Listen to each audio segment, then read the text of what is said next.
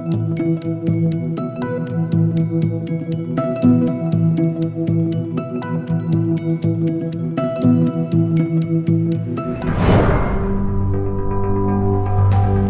emision mundësohet nga ISP Broadcast. Përshëndetje shikues të nderuar, mirë se erdhët në televizionin Arbëria. Sonte kemi të ftuar njohuesin e diplomacisë ndërkombëtare, posaçërisht asaj amerikane, autorin e disa librave, profesor Lulzim Nikaj. Përshëndetje zoti Nikaj, faleminderit që gjetët kohë të jeni pjesë e televizionit Arbëria. Faleminderit për ftesën. Disi bota është razuar, të themi në mënyrë metaforike, me ardhen e presidentit Trump në administratën, në mandatën e dytë. Si i keni pa këto zhvillime, pasi jeni njës i historisë dhe diplomacisë amerikane bukur mirë? Po, ardha e presidentit Trump në mandatën e dytë në krye të shtëpisë Ballë ka ndryshuar në raportet me politikën ndërkombëtare, e në mënyrë të veçantë është raporti i SBA-s me Evropën. Është edhe në qoftë se merrem nga e kaluara, Amerika ka mbajtur përgjegjësinë edhe në një farë mënyre e kemi dëshmitar historinë dhe diplomacinë ndërkombëtare, dokumentet e kohës që Evropën në dy luftra të rëndësishme, në luftën e parë dhe në luftën e dytë kanë qenë pesha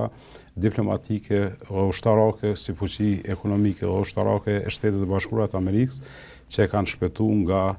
nga lindja, nga ideologjia komuniste, po nga hegemonizmi rusoslav, i cili ka pas pretendime që të luajë një rol prioritar në Evropë, duke i ndaluar diplomacitë me ndikim të Evropës perëndimore. Ndërsa pas rrahjes së Bashkimit Sovjetik, pas viteve të 90-ta, Evropa ishte me stabilizuar sa i përket rrezikut nga lindja dhe për një kohë të gjatë ishte prioritet ekonomia dhe nuk ishte më edhe rearmatimi si piqun në Evropa sot ose investimin në forcat për mbrojtjen nga hegemonia rusoslave, cila historikisht ka rrezikuar interesat e perëndimit, interesat e SBA-ve në mënyrë të veçantë interesat shqiptare, për arsye se në të gjitha rrethanat historike ku Rusia ka qenë fuqi dhe ka pas ndikim edhe çështja shqiptare ka qenë e dëmtuar, duke nisur nga Kongresi i Berlinit, Konferenca e Londrës, nga luftrat ballkanike, vazhdimisht Rusia dhe diplomacia ruse ka qenë për interesat të satelitëve të shteteve slave satelite në Ballkan, të cilët i ka zgjeruar gjeografinë e tyre në dëm të çështjes shqiptare. Me ardhen e presidentit Trump u ka qartë se Evropa do të jetë më vigjilente dhe do të jap kontributin nga bruto produkti dhe nga zhvillimi ekonomik që do të jetë prioritet edhe siguria, për arsye se Amerika e mban këtë peshë pothuajse mbi gjysmëshekulli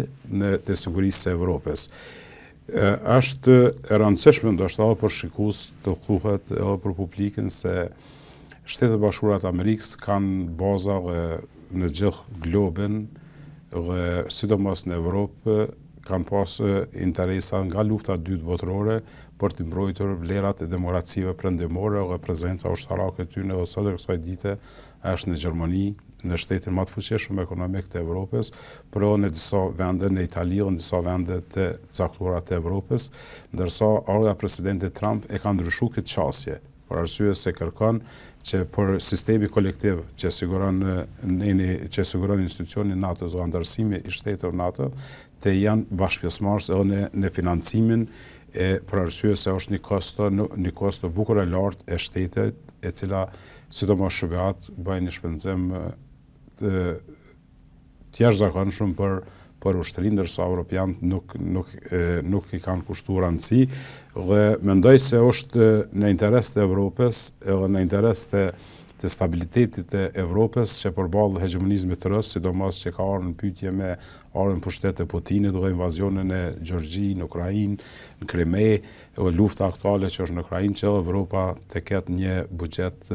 më të lartë dhe të ketë një ushtri më të fuqishme, për arsye se aktualisht Evropa sot përballet me një harmonizim të qëndrimit sa i përket aspektit të mbrojtjes kolektive në ëmbrellën e sistemit të NATO-s, dhe është koha që Amerika të hiqet si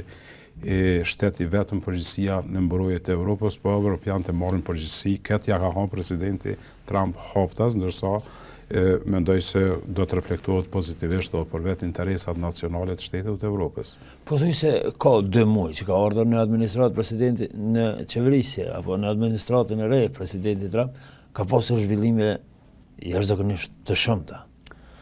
Duke filluar nga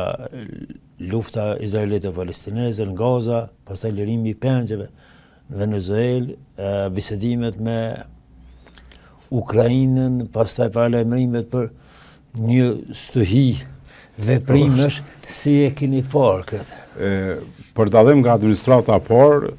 e presidentit Trump, në administratën e dytë presidenti Trump vjen më stabil dhe me vendime më të guximshme. Për arsye se për një periudhë është presidenti i parë që kisha varrosën të jam në inaugurimin e tij në sallë që domethënë në ditën e inaugurimit në nënshkruan urna ekzekutiv.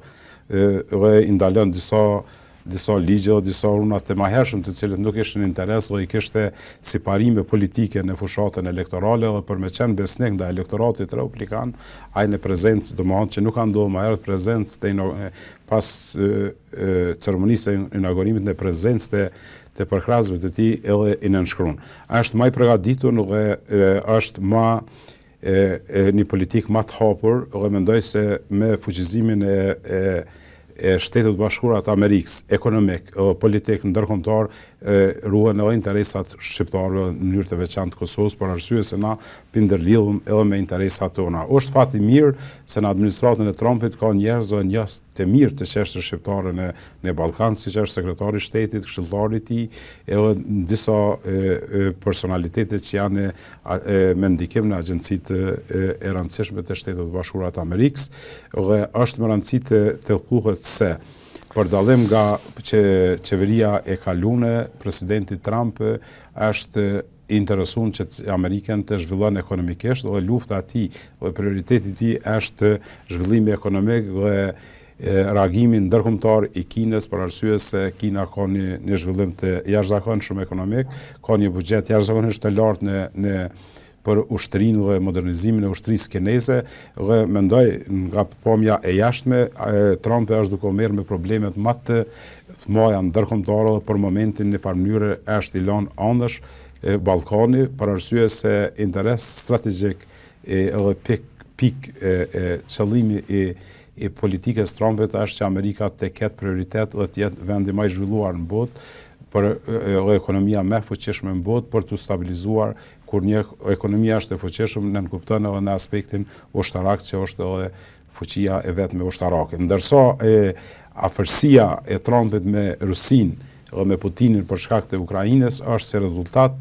i dëshirës tij që mos të banë një aleancë ruso-kineze që të godet Shtetet e Bashkuara të Amerikës, dhe Trumpi, edhe qeveria Trumpit, por edhe këshilltarët edhe politika e tij është e përqendruar në dobësimin ekonomik të Kinës, e cila i rrezikon aleat strategjik të Shtetit të Bashkuara në linjën e lartë siç është Tajvanin dhe Japoninë, Korejnë e Jugut dhe e shes si bosh të rrezikut të ardhshëm, për shkak se edhe formacioni politik në Kinë është komunist, dhe shes si rrezik i interesave strategjike amerikane një zhvillim aq të hapshëm kinez. Edhe taksa ka domethënie ekonomike mirë, po me një avancim ekonomik të Shtetit Bashkuara, Trump e shef edhe avancimin ushtarak dhe shef edhe slogani i tij gjatë zgjedhjeve ka qenë se Amerika do të jetë e parë dhe ka prioritet ekonominë amerikane dhe zhvillimin ekonomik dhe sidomos ndërprerjen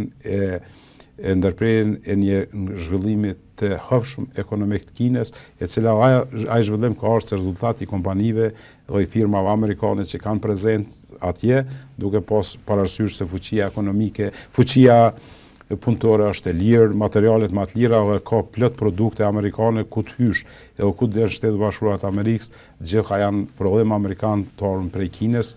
Mendoj se kjo politika e Amerika e para dhe ardha e bizniseve në Amerikë ka për qëllim që Amerika të ketë stabilitet edhe ekonomik, njëkohësisht edhe diplomatik, po edhe ushtarak prioritar në botë. Zoti Nike, shihet që me ardhjen e presidentit Trump në qeverisje, duket që në farë forme ka trënditur ose i ka zgjuar për gjume, të thejme më mirë. Shumë shtete të mëdha evropiane në këtë kuadër të saj, ku po qëndron Ballkani?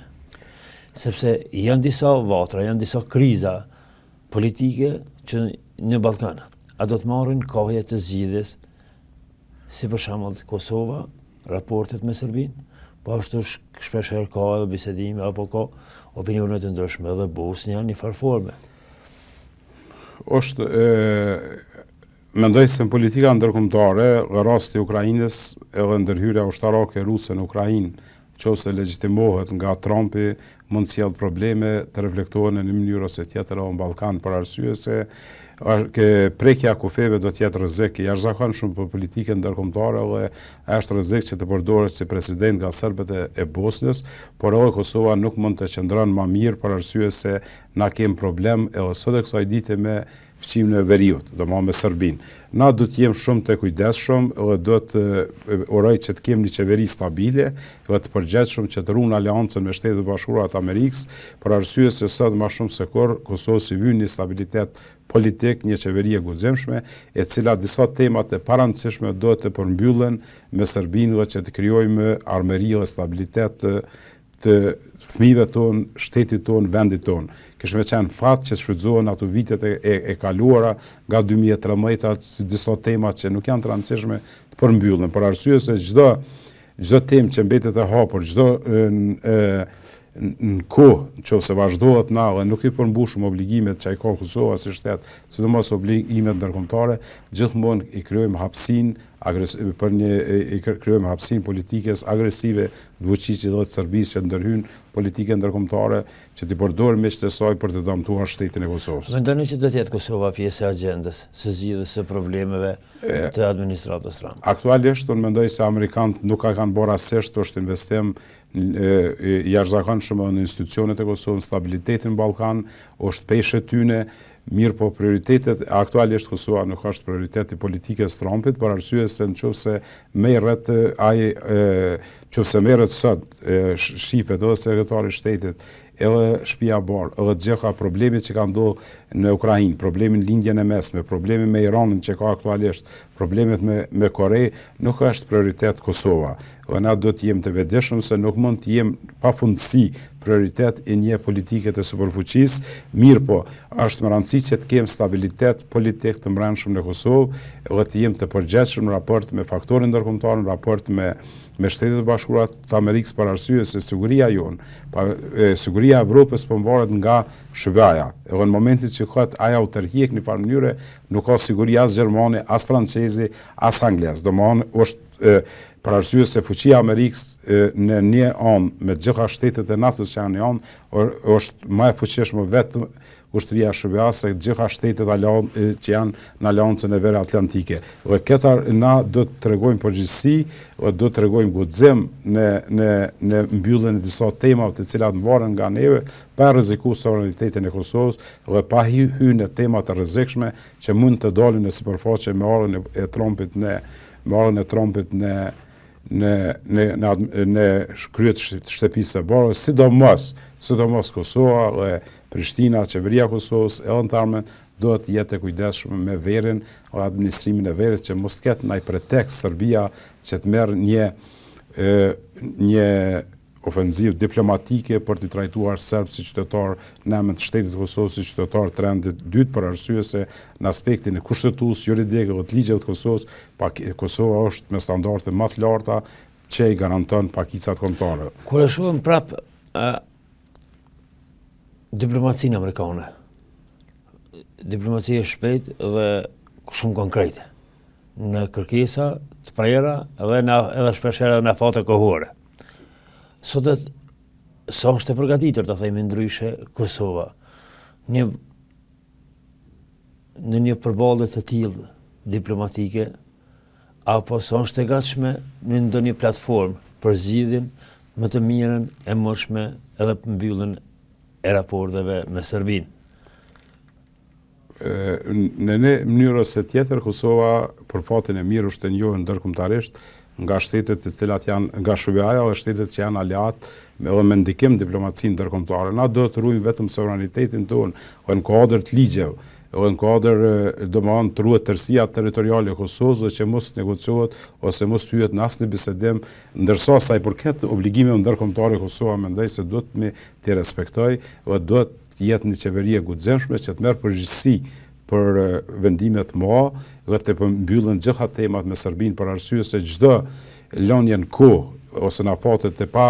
parashikuara e rrezikon vetë sovranitetin e Kosovës. Na do të mbyllen disa tema të cilat janë të parandësishme që nuk e rrezikojnë strategjinë tonë, po krijojnë stabilitet ndërkombëtar të shtetit tonë. Na kemi nevojë si Kosovë të kemi stabilitet dhe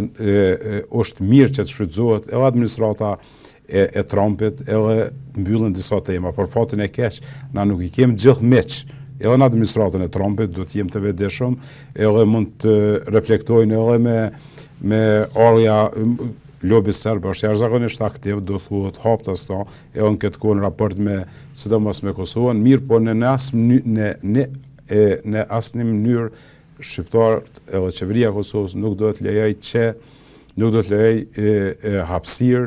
për një destabilizim të brendshëm të Kosovës. Në vitet një qeveri e guximshme, një qeveri e cila edhe mund të delë përballë edhe marrëveshjeve ndërkombëtare, edhe diplomacisë amerikane, edhe pse këto rrahona aktuale Kosova nuk është prioritet për arsye se politika ndërkombëtare ka ndryshime të jashtëzakonshme, gjeostrategjike, gjeopolitike, duke për Trumpit, temat e para të shtëpisë së bardhë, edhe Departamenti i Shtetit janë Kina, Rusia, lufta në Ukrainë, Izraeli, Irani, Korea Veriut dhe Kosova nuk është në top prioritetin dhe është mirë që të shfrytëzohet që Kosova të ketë një stabilitet të brendshëm ekonomik, një qeveri të fuqishme, që edhe në rast të tema që dalin në sipërfaqe, tema ndërkombëtare të jetë e gatshme për vendime të rëndësishme dhe të mëdha. Por roli i Bashkimit Evropian ka shi Shtetet Bashkuara të Amerikës, sepse shpeshherë e kemi pa iniciativa që ka dashur të merr rolin primar. Bashkimi Evropian për zgjidhjen e problemit Kosovës me raportet me Serbinë. Si e shihni këtë drejtim? Unë jam në farë mënyrën këtë fatkeqësinë e Ukrainës që është luftë, jam i gëzuar se evropianët e kanë një vijë të hekur në raport me Rust, për arsye se në historinë politike o diplomatike të Kosovës, tradicionalisht evropianët i kanë rrujë interesat e veta në shtetet e veta o gjithmonë Rusisja ka ndonë Ballkanin, kanë bërë kompromise kompromise lehtësisht me Rusët në Ballkan. Unë mendoj që pa një garancion të Shtetet Bashkuara të Amerikës, edhe historinë, edhe këto kohë aktuale, Evropa nuk ka stabilitet vetë pa shëbean, e lera mo që tjetë përgjegjëse o të merë iniciativën për të vendosur stabilitetin në Kosovë. Na do të orientohemi edhe marrëveshjet e ardhshme, edhe temat që mbyllen me Serbi,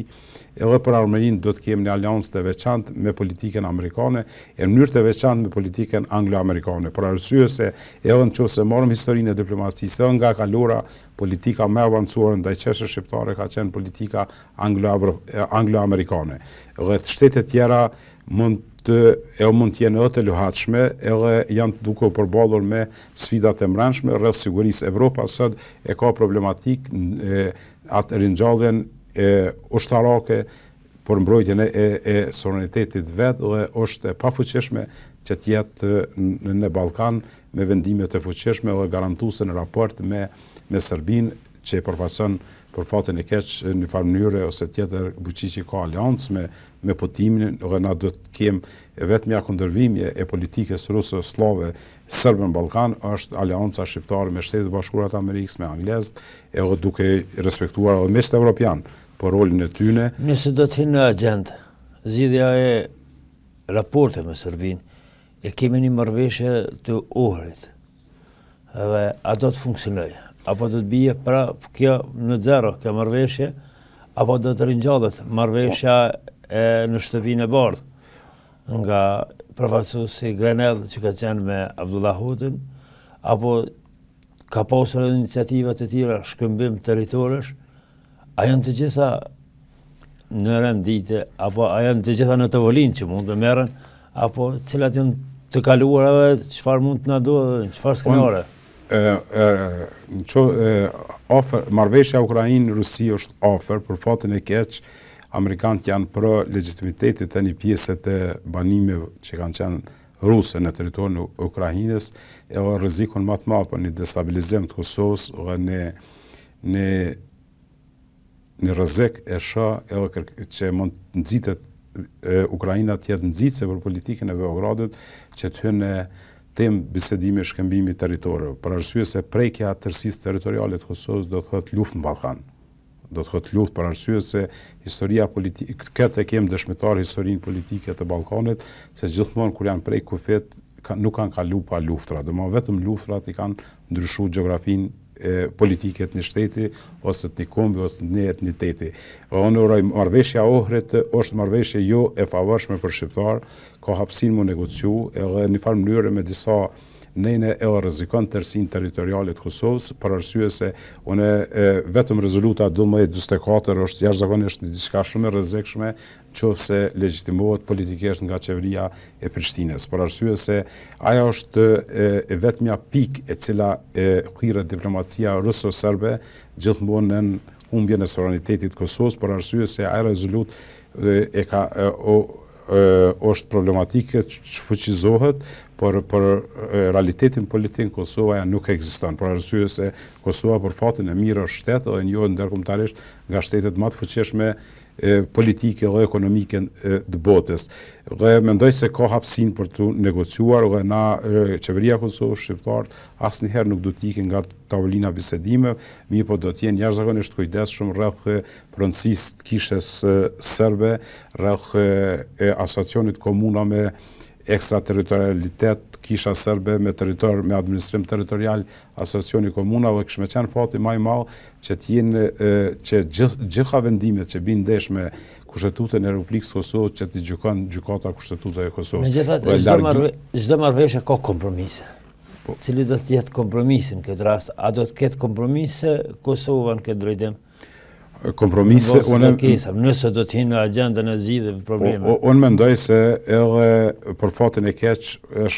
kishme qenë fat nëse na jena pjesë e bisedimeve, edhe do të jetë në kompromis asociacioni vitit 2013 që nuk ishte tërësi territoriale dhe gjitha ligjet që binë kundërshtim me Kushtetutën e Kosovës i gjykon të gjykata kushtetuese, nuk do të ishte kompromis i keq që për shkak të angazhimeve ndërkombëtare që ka marrë Kosova, që të miratohet. Mirë po, çdo asociacion i cili e hub legitimitetin e gjykatës kushtetuese të Kosovës, dhe kalon në gjykatën arbitrare, gjykatën ndërkombëtare, mendoj që rrezikon sovranitetin e Kosovës, është i rrezikshëm për Kosovë. Është edhe në rrezik për shkak se Trumpi o politika sot aktuale e udhëhequr nga presidenti Trump në një mënyrë nuk i merr palën Ukraina, një shtet prej 44 milionëve, dhe një luftë dhe një 3 vjeçare, një front i cili nuk u dorëzu përballë agresivitetit ose sulmit agresorit rus, dhe nuk ishte palë bisedimeve. Është një rrezik, unë e shoh një rrezik se Kosova mund të anashkalohet nga një diplomaci e tillë që është duke udhëhequr qeveria amerikane dhe që të anashkalohet dhe i frigon anaj kompromisi mes direkt me rusët për çështjet e ballkanike që mund të jetë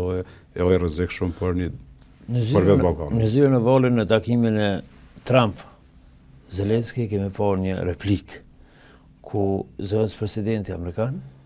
ja përmend Zelenski që thotë që marr pjesë në një fushat në përkrahjet të Bidenit ose të demokratëve. A mund të ndodhë dhe kjo në Kosovë? Kjo hatërmbetje ose mosfalje e rrështimit të diplomacisë kosovare. Shpesh herë kryeministri Kurti ka bërë thirrje dhe të hapur më herët, ndërsa në përkrahjet të demokratëve. A mund të ketë kjo ndikim pasoja? Unë nuk besoj për arsye se fuqia jonë politike dhe ekonomike është minore në raport me forcat ndërkombëtare, dhe nuk besoj që merret kjo si mirë po sa i përket Zelenskit, Zelenski nuk ka ndodhur rastisht, ajo ka qenë e qëllimshme për arsye se në gjithë fushatën. E përmenda për faktin që gjithë fushatën e presidentit Trump ka thënë për 48 orë do të ndalë luftën në Ukrainë, dhe ai ka dashur mi hiq përgjegjësinë politike edhe atë përgjegjësinë politike ndaj përkrahësve të tij, se unë e kumftu Zelenski dhe Zelenski është i papërgjithshëm. Mendoj se sjellja e Zelenskit në zyrën ovale ka qenë në çdo nivel, ka qenë për të gjykuar, është për të keq se një president i cili e ka një territor të pushtuar dhe përballet varet ekskluzivisht nga financimi ushtarak i Shtetit Bashkuar të Amerikës, ai nuk ishte aty për të treguar trimni ose për të treguar të treguar zyres ovale, për të treguar fuqin për arsye se mirë edhe presidenti, edhe zëvendës presidenti kanë se ju keni mujt ma herët më merr vesh. Edhe pa ne, pse se ke kry këtë punë? Do maja ekskluzivisht fuqia Ukrainës mvaret nga përkraja anglo-amerikane, për arsye se sukur mos ishte përkraja Putini kishte planifikim të ndrante vetëm qeverinë e Kievit, ai s'kish mujt me përballu. Do më nuk kish bë 3 vjet, pas për 3 muaj e kish ndryshuar qeverinë Kiev dhe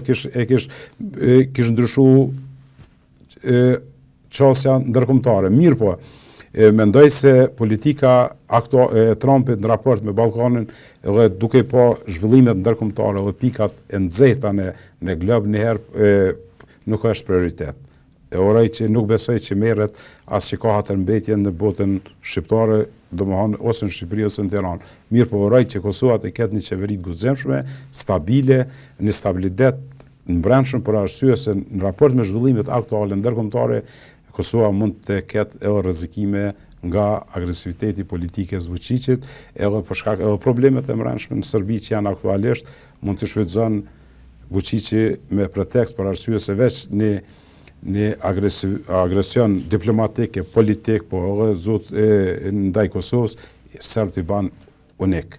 Edhe kem rastin kur ndodhe edhe në lindjen e mesme, kur Netanyahu kishte probleme të brendshme, dul në sipërfaqe agresioni i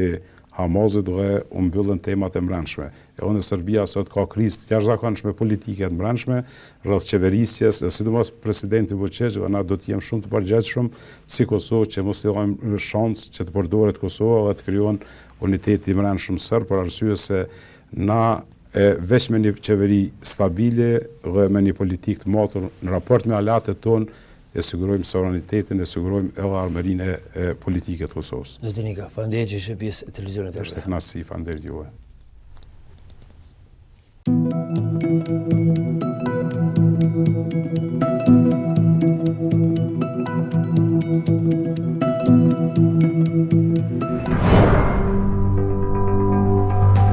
Ky emision mundësohet nga ISP